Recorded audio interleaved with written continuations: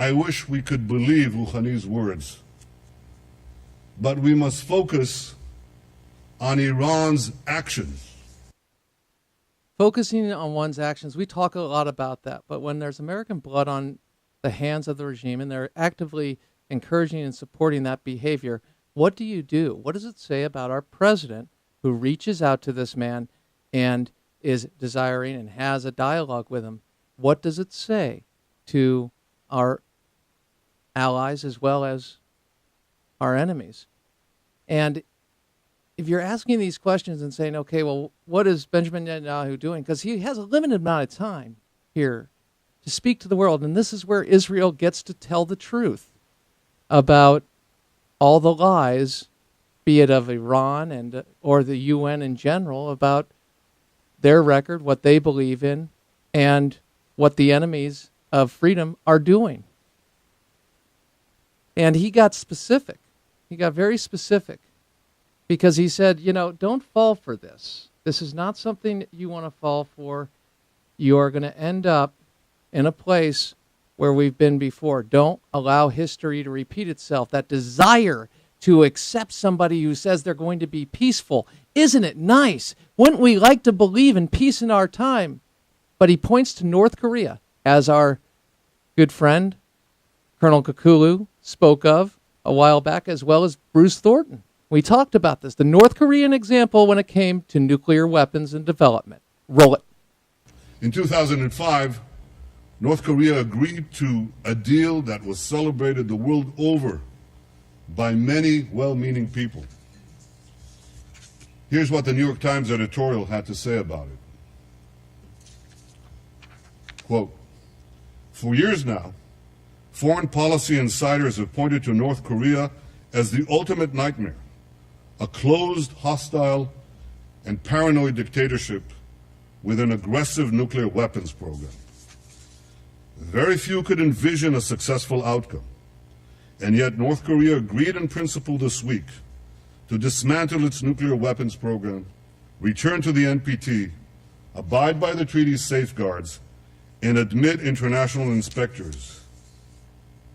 And finally, diplomacy, it seems, does work after all."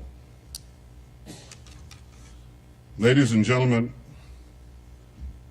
a year later, North Korea exploded its first nuclear weapons device. And he said that Iran getting a nuclear weapon would be like 50 North Koreas.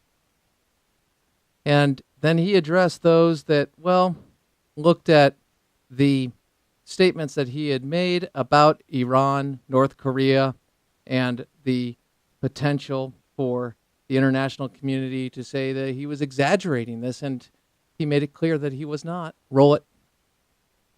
Now, I know that some in the international community think I'm exaggerating this threat.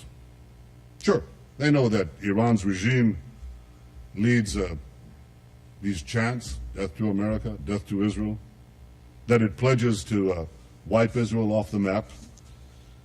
But they think that this wild rhetoric is just bluster for domestic consumption.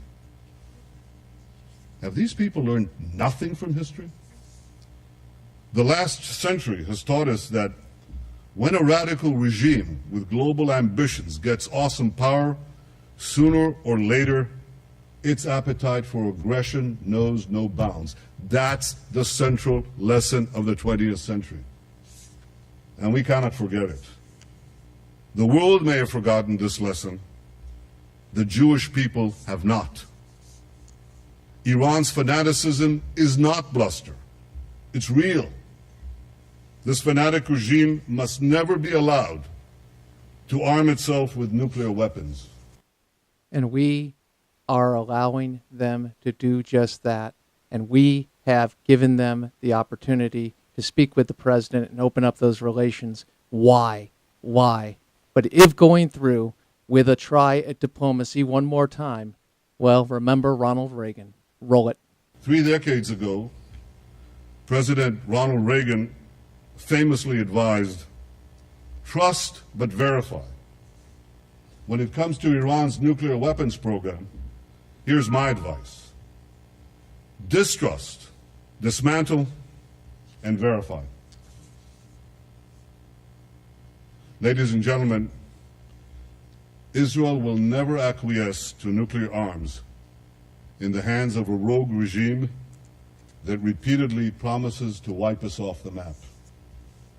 Against such a threat, Israel will have no choice but to defend itself. I want there to be no confusion on this point. Israel will not allow Iran to get nuclear weapons. If Israel is forced to stand alone, Israel will stand alone. Yet in standing alone, Israel will know that we will be defending many, many others. And that is what the leader of the free world ostensibly would be doing. We just took one segment of the show, which is a lot of time, to detail a speech that took place today, because I believe it will be historic.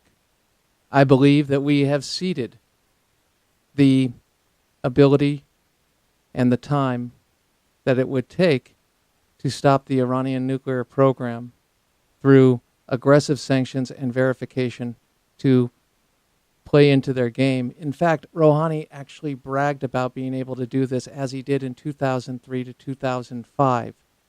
This is a problem when we have a leader, our president, who doesn't understand that we are dealing with people that the Iranian regime doesn't share our values. And this is it comes back to that foundation. It truly does.